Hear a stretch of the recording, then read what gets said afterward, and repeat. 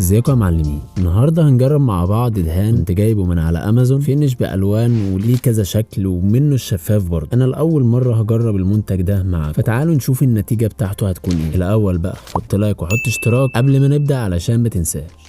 جبت حته خشبه سويد عندي ممسوحه علشان نجرب عليها، هنعمل منها كذا عينه. شوف لونها بني، هو باين في العلبة بتاعتها بني عامل زي البوية الدوكو كده او اي بوية تانية، بس هي في الاساس مش بوية. المهم خلينا نجرب. بس تعال ناخد اللي على الغطا ده كده.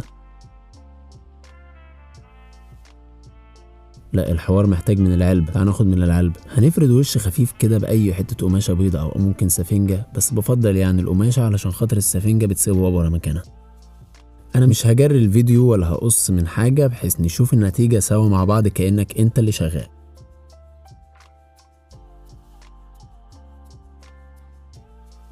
بصراحة نتيجة مرضية وشكلها حلو وشكلها لذيذ، بس استنى كده خلينا نمسحها، نمسح الزيادة يعني.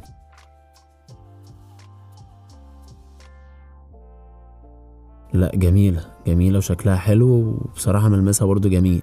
بس في حاجة، الخشبة دي كانت طالعة من مكنة التخانة، يعني مكان الكاستير معلم. طب تعال نشوف واحدة تانية متصنفرة ومتنعمة. جبت واحدة تانية بنفس الشكل وهصنفرها قدامكم ونعملها مع بعض. المنتج ده هدفه اكتر للديكور والتحف الصغيرة بصراحة، يعني انا شايفه ده الهدف بتاعه. يعني مثلا مش هتروح تدهن بيه حاجة كبيرة اكيد، يعني لا، حاجات صغيرة كده. انا صنفرتها يدوي كده على السريع وهنشوف. انا صنفرها بنوع واحد من الصنفرة اختصارا للوقت بس. تعال نشوف التجربة كده.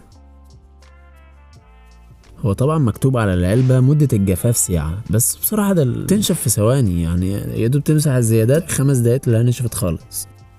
الحتة دي انا مصنفرتهاش كلها، صنفرت جزء منها والجزء التاني لسه خشن، حتى عشان نشوف الفرق ما بينها في نفس الخشبة.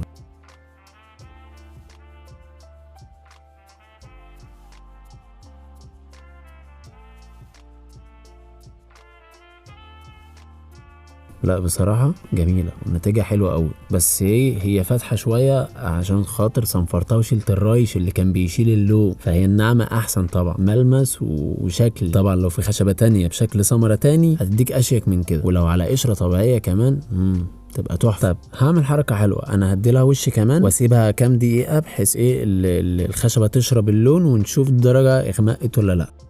قبل ما تنشف هقول لكم انا في حاجات فنشتها بالورنيش الشفاف العادي، يعني كنت بجيب علبه الورنيش اللي قدامكم دي واخفها بنزين او بجيب ورنيش بتنرز، عامه مش هتفرق، المهم انك تخف الورنيش خالص تخليه شبه الميه كده. وفي فيديوهات هسيب لك في الاي اللي فوق دي وبرده مرصوصه على الشاشه الحاجات اللي انا فنشتها بالورنيش، وبصراحه طلعت تحفه جدا. ما تنساش تروح تشوفها برده.